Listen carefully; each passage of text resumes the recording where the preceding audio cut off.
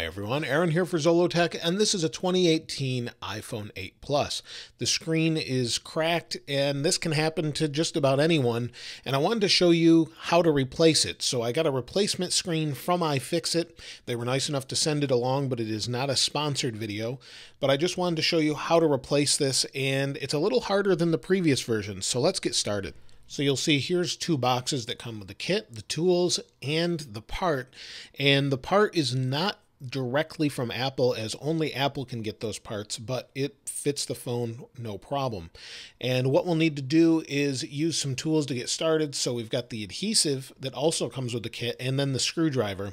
And we're going to undo the pentalobe screws on the bottom. There's two of them, and I recommend putting them in a little container like this so you don't lose them. They're very easy to lose if you're not careful. Now we need to heat up the bottom to loosen the adhesive around the phone so that we can pry it back, since it's glued around there for its water resistance. And this was really difficult. I got it started at the bottom, and then you work this little piece around, the little guitar pick looking thing, around the whole phone to cut the adhesive, but you can't push it in there too far because you don't want to damage any cables. So you just work around the whole phone and take your time. It's a lot harder than previous phones that didn't have this adhesive. So you just go, and I accidentally turned it on while I was doing this, but we'll turn it back off in a moment.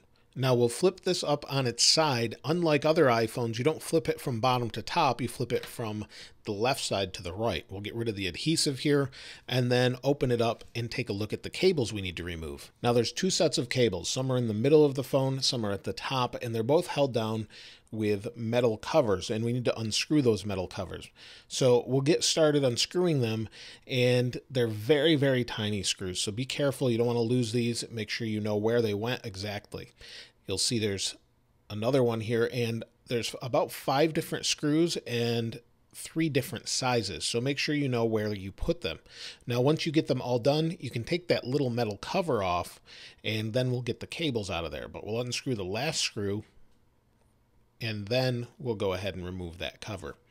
So now that everything's unscrewed, the cover's gone, we need to unsnap 2 cables, which I've already done, and then we'll move on to the top of the phone where there's another 2 screws to remove.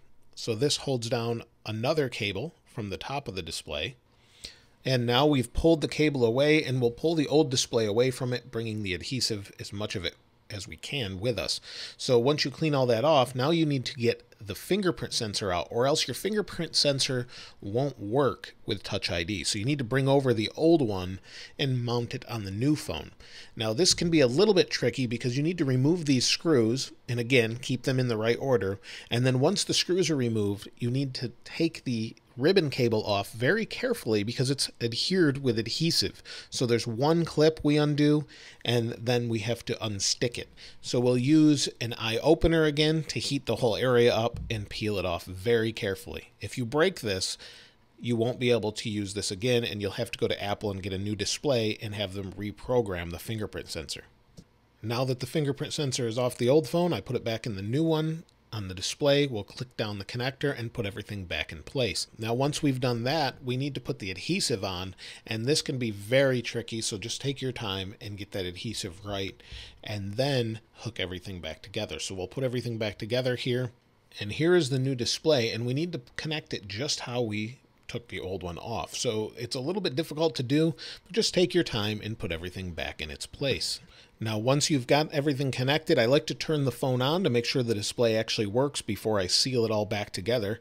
So we'll wait just a moment for it to boot up, and once it's booted, then we'll log in and make sure the touchscreen works. So you can see the touchscreen works. I can use the fingerprint sensor, it's working, the screen is on, and the touch responsiveness works well too. I can just turn it off like that, and we'll snap everything back together and make sure it's correctly sealed, and then we'll put the screws in, and we should be done.